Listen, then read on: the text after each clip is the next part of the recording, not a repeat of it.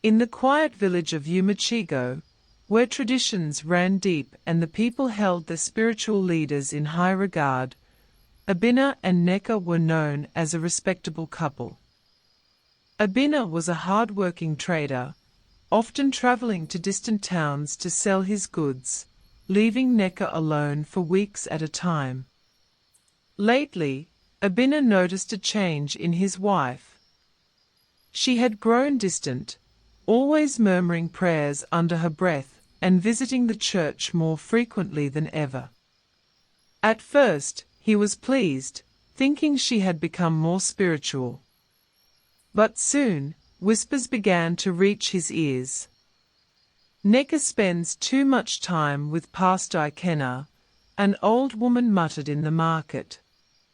Every night, she sneaks to his house for special deliverance prayers, another gossiped. Abina brushed off these rumors, trusting both his wife and their pastor. After all, wasn't Pastor Ikena a man of God? But doubt settled in his heart like a heavy stone. One night, while on a business trip, he decided to return home unannounced. Abina arrived in Umachigo under the cover of darkness. The air was still, but his heart pounded as he approached his house. As he stepped onto the veranda, he noticed something strange. The front door was slightly open. He walked in quietly, moving like a hunter stalking prey. Then, he heard muffled voices coming from his bedroom. His breath caught in his throat. Slowly, he pushed the door open. There, on his matrimonial bed, were his wife and Pastor Ikena, naked, tangled together, their faces frozen in horror. But something was wrong. They could not move. They were stuck together, their bodies glued in an embrace neither of them could break. Abina let out a roar of fury. Neka screamed, trying to free herself, but it was useless. The pastor's face twisted in terror. The noise woke the neighbors, who rushed to Abina's house. Within minutes, the room was filled with gasps, whispers, and shocked cries.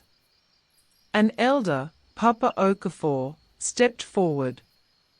He examined the scene and gasped. "This is no ordinary punishment. This is the work of the gods." Word spread like wildfire. Soon, the village herbalist, Nwefa, arrived. He shook his head, staring at the trembling lovers. "This is a curse," he declared.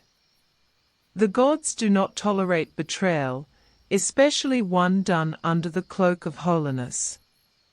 He turned to Abina. "Do you wish for them to be freed?" Abina clenched his fists. "Let the gods decide their fate," he spat. The herbalist chanted, tossing white chalk on the ground. The flames in the oil lamp flickered wildly, and suddenly, a loud crack split the air. Neka and Pastor Ikena were thrown apart, both gasping for breath. The villagers grabbed the pastor, dragging him outside. The elders gathered in council. After much deliberation, a verdict was reached. Pastor Ikena was banished from Umachigo, never to return. As for Neka, she was shunned, forced to live on the outskirts of the village, abandoned by all. Days turned into weeks. Abina, though heartbroken, rebuilt his life. He found peace in knowing that the gods had exposed the deception. Neka, on the other hand, withered in isolation. The once adored wife was now an outcast.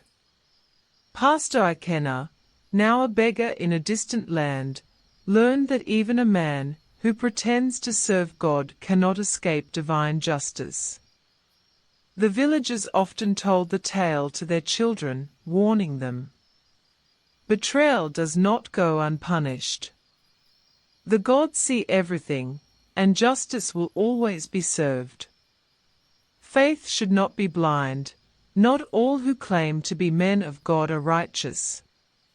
If you enjoyed this story, don't forget to like, comment, and subscribe for more thrilling African folk tales. Hit the notification bell so you never miss a new episode. More suspenseful stories are coming your way.